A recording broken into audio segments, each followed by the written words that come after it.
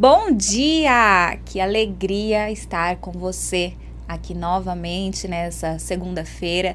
Estamos hoje voltando do feriado de Páscoa, um tempo tão profundo onde nós podemos refletir sobre a cruz, sobre o sacrifício e principalmente sobre a vida que nós recebemos através de Cristo.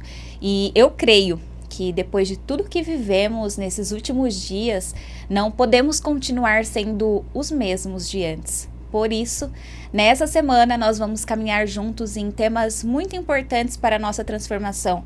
Vamos falar sobre o silêncio de Deus, sobre o perdão, sobre equilíbrio e sobre percepção. E hoje, nessa segunda-feira, vamos começar falando sobre um tema que tem tornado cada vez mais presente, que é a intencionalidade. Para você que ainda não me conhece, eu me chamo Elianai Moriá, sou autora de vários livros sobre cura emocional e espiritual e você pode acessar todos eles clicando aqui embaixo na descrição desse vídeo. Já aproveita e se inscreve aqui no canal, ativa o sininho porque todos os dias às 7 da manhã eu compartilho aqui um devocional para fortalecer a sua fé e principalmente o seu emocional. Mas agora, deixa eu te fazer uma pergunta. Quantas vezes você já se sentiu usado por alguém? Quantas vezes alguém se aproximou de você com uma aparência de amizade, com palavras bonitas, com presença constante e marcante na sua vida, e com o tempo esse alguém se revelou ser completamente diferente? Talvez você já viveu isso em um relacionamento, em uma amizade ou até dentro da sua própria casa. E como isso dói? Dói porque quebra uma confiança e sempre faz a gente se questionar quem é verdadeiro e quem nunca foi verdadeiro conosco. Mas deixa eu te conduzir a uma reflexão ainda mais profunda, porque ao mesmo tempo em que nós já fomos feridos, em algum momento da nossa vida, nós também já fizemos isso com alguém. Talvez até sem perceber, sem nenhuma intenção, mas nós também já nos aproximamos de alguém pelo que aquela pessoa poderia nos oferecer em um determinado momento. E isso precisa ser tratado com profundidade, porque a dor que você sente hoje, alguém também já sentiu por algo que você fez. E eu não tô querendo jogar uma culpa sobre você, mas eu tô querendo te trazer consciência. Agora deixa eu te explicar algo muito interessante. Existe uma grande diferença entre ser intencional e ser intencional. Essa é uma palavra que eu criei. Ser intencional de forma estratégica não está errado, muito pelo contrário. Ser intencional é você caminhar com direção, é saber com quem caminhar e construir relacionamentos saudáveis, ou seja, você se posicionar com um propósito. Jesus, ele foi intencional. Ele escolheu seus discípulos, ele sabia onde investir tempo e com quem caminhar. Isso se chama maturidade. Mas existe um outro lado, o lado intencional, que é quando você se move apenas por interesse. Quando você se aproxima pensando no que pode ganhar, permanece enquanto há um benefício e se afasta quando não há mais nenhum benefício. E deixa eu te dar um exemplo simples, do nosso dia a dia mesmo, que é o comportamento do gato e do cachorro. O gato, ele costuma permanecer onde há conforto, onde tem comida e onde é conveniente para ele. Mas se surge um lugar melhor, ele simplesmente vai embora, não é verdade? Ele não está ali porque ele tem um vínculo afetivo. Ele está ali porque é confortável. Já o cachorro, ele é totalmente diferente. Ele cria um vínculo com o dono, permanece, sente e até sofre quando esse dono se afasta. Ele não está ali pelo que recebe, mas por quem ele ama. E agora a pergunta é, com qual comportamento você mais se parece? Porque tem gente vivendo como gato, se aproximando enquanto é conveniente e se afastando quando já não há mais o que ganhar. Mas Deus nos chamou para viver com lealdade, com verdade e com confiança. A Bíblia nos mostra um exemplo muito forte disso na vida de Judas Iscariotes, já que passamos pela Páscoa. Judas estava entre os 12 discípulos, tinha acesso, proximidade e confiança de Jesus, mas no caminho o coração dele mudou. A intenção mudou e ele deixou de valorizar aquilo que era importante passou a valorizar apenas o benefício. E o resultado disso já sabemos, a traição. Você percebe que tudo não começou na traição, mas começou lá atrás na intenção? E é por isso que hoje Deus não está olhando apenas para o que você faz, mas para o porquê você faz. E aqui entra algo muito prático para o nosso dia a dia. A Bíblia nos ensina em Colossenses 3:23, tudo o que fizerem, faça de todo o coração, como para o Senhor e não para os homens. E isso muda tudo. Por quê? Significa que você não trata bem alguém apenas porque essa pessoa pode te oferecer algo, mas porque você representa a Deus em cada atitude sua. Isso se revela no cotidiano, na forma como você trata quem não pode te oferecer nada, na maneira como você responde dentro da sua casa, no seu cuidado em servir mesmo quando ninguém está te vendo e no respeito por pessoas que não têm nenhuma influência sobre a sua vida. Um outro exemplo está em Filipenses 2, 3 e 4, que está escrito assim, nada façais por partidarismo ou vanglória, mas por humildade, considerando cada um os outros superiores a si mesmo. Então, hoje, eu quero te fazer um convite para você entrar em um lugar de ajuste, não com culpa, mas com sinceridade diante de Deus.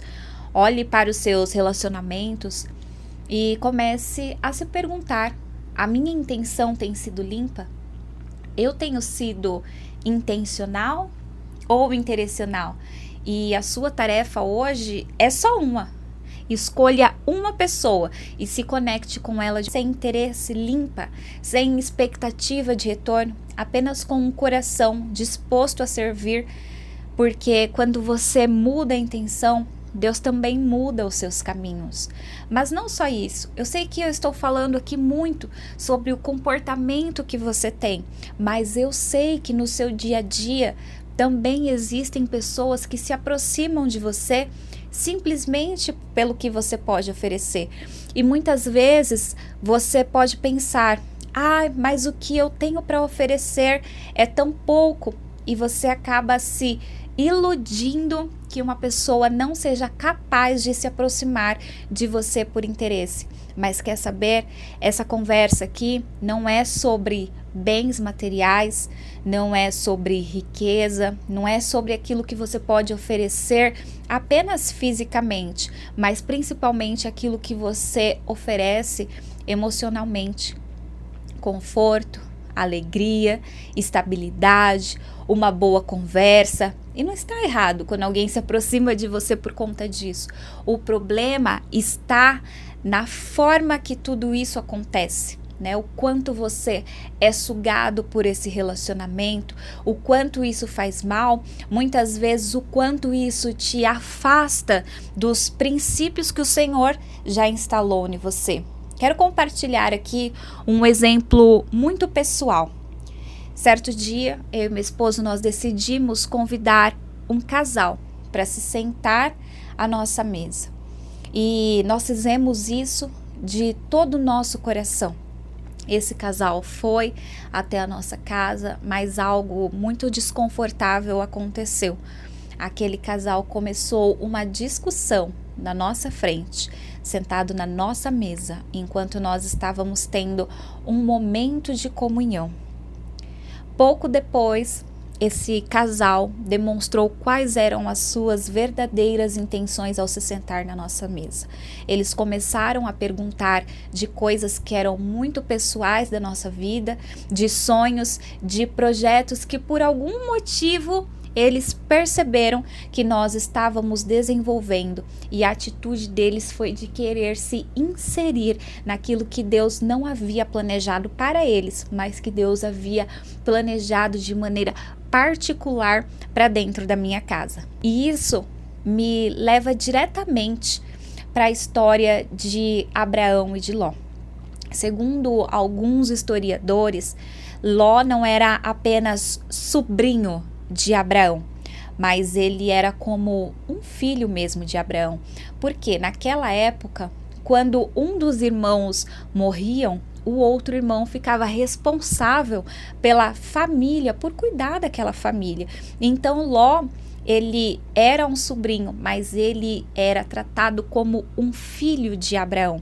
E quando Deus falou para Abraão: Abraão, sai da tua terra, da tua parentela e vai para a terra que eu te mostrarei, Abraão, ele não estava levando só um sobrinho.